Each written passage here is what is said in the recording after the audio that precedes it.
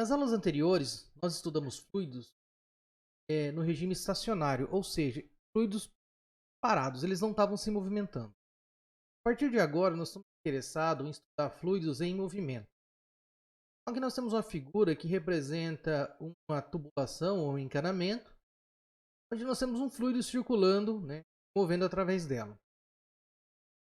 O possível modo de descrever o fluido seríamos nós estabelecermos para cada elemento de volume do fluido um vetor R, que tem uma dada posição para um dado instante de tempo. No entanto, fazer isso para cada elemento de volume do fluido, além de ser imensamente trabalhoso, não daria muita informação. Essa riqueza de detalhes não seria tão necessária. No lugar disso, nós vamos fazer um tratamento diferente. Nós vamos o quê? Observar a velocidade em um dado ponto do fluido. Ou seja, aqui nessa figura de baixo, nós temos aqui a representação. Cada seta dessa representa a velocidade do fluido em um certo ponto, em um certo intervalo de tempo. Ou seja, a dinâmica do estudo do fluido aqui vai ser baseado em observar a velocidade num certo ponto do escoamento do fluido. Então, num certo ponto, eu vou olhar para a velocidade, que pode depender do tempo e depender da posição. No entanto, nós vamos estar interessados aqui em estudar o chamado escoamento estacionário. Se nós juntarmos todos esses vetores que possuem a mesma velocidade, nós vamos estipular aqui as chamadas linhas de corrente. Então, essas linhas de corrente são, na verdade, uma descrição teórica para estabelecer uma região ou pontos que possuem uma dada velocidade. O escoamento estacionário, então, a velocidade num dado ponto, ela não depende do tempo.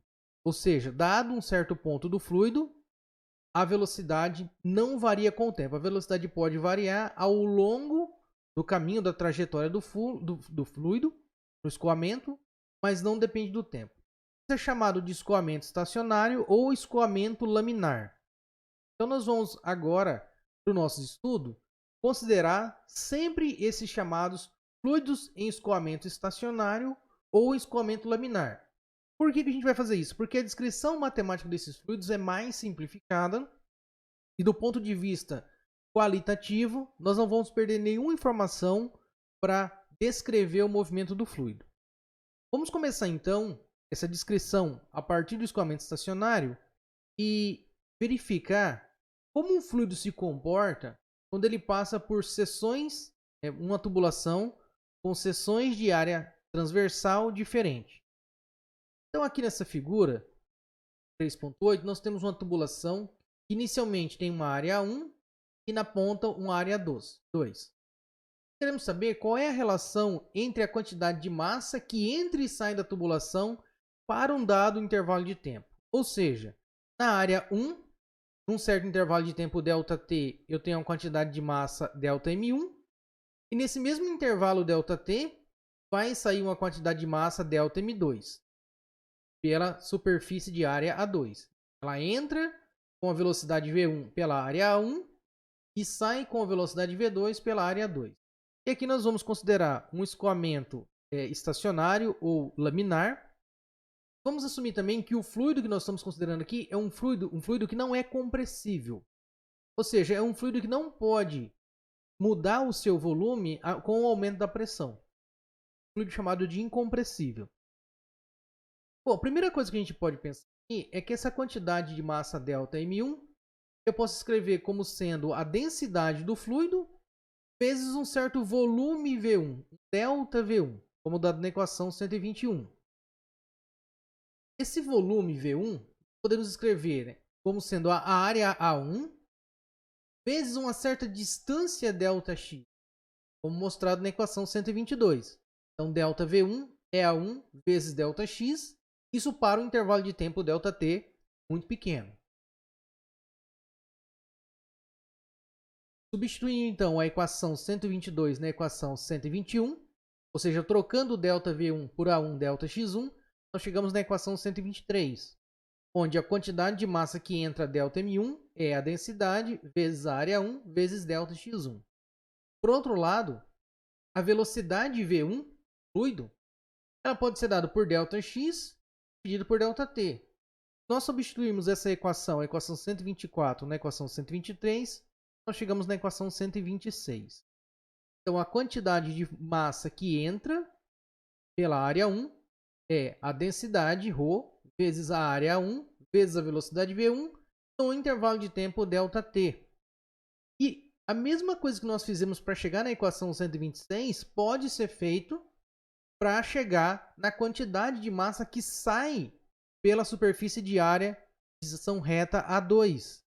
Então, nós temos ali pela equação 3.27 que a quantidade de massa M2 que sai é ρ A2 V2 vezes ΔT. Aqui, a gente pode notar nessas duas equações que a densidade é igual, porque eu estou assumindo que a densidade não muda. Uma vez que o fluido não é compressível, não tem nada aqui que vai fazer mudar essa densidade, então a densidade é igual. Além disso, não tem furos nesse cano e nem tem outras fontes de entrada de fluido. Bom, então, de posse dessas duas equações, equação 126 e 127 e equação 120, nós podemos chegar então pela substituição das 126 e 127 na equação 120, na equação 128. Bom, como as densidades são iguais, os deltas t ali dividido dá 1. Então as densidades são iguais, os delta t vão ser 1, é a razão entre eles. Eu chego na expressão 3.129. Então o produto da área 1 por V1 tem que ser igual ao produto da área 2 vezes a velocidade V2. Lembrando que a velocidade V1 é a velocidade de entrada no tubo e a velocidade V2 é a velocidade de saída. Logo, o que acontece? A razão entre as velocidades de entrada e de saída é igual à razão entre as áreas de saída e de entrada. O que vai acontecer aqui? As velocidades elas vão estar relacionadas com a razão entre as áreas das seção retas da tubulação. Então, da equação 130, vamos analisar o seguinte. Eu posso isolar a velocidade V1. Então, a velocidade V1 é igual a 2 por A1 vezes V2. Agora, vamos pensar em alguns casos aqui. Se a área 1 for maior que a área 2, nota, se a área 1 for maior que a área 2, esse número aqui, né, A2 por A1 vai ser um número menor que 1, logo, a velocidade V1 vai ser menor que a velocidade V2. Por outro lado, se a área 1 for menor do que a área 2, esse número A2 por A1 dá um número maior que 1, e a velocidade V1, então, vai ser maior que a velocidade V2. No caso específico dessa tubulação que a gente tem que a área 1, né, no desenho da figura 3.8, ela é maior que a área 2. Logo, né, considerando essa relação entre as áreas e a equação 130, nós temos que nessa tubulação especificamente, a velocidade V1 é menor que a velocidade V2. Ou seja, se eu diminuir a área, eu vou aumentar a velocidade. Se eu aumento a área, eu diminuo a velocidade. E aí, quando a gente olha novamente para a equação 129, qual é a unidade do produto área vezes velocidade? Bom, se a gente olhar, a área tem unidade de metro quadrado e velocidade metro por segundo. Então, a unidade do produto A1 vezes V1 é metro cúbico por segundo. Metro cúbico é a unidade de volume no sistema internacional. Então, na verdade, o produto área vezes velocidade, ele tem unidade de volume por tempo. Né? Volume por segundo, nesse caso, ou metro cúbico por segundo.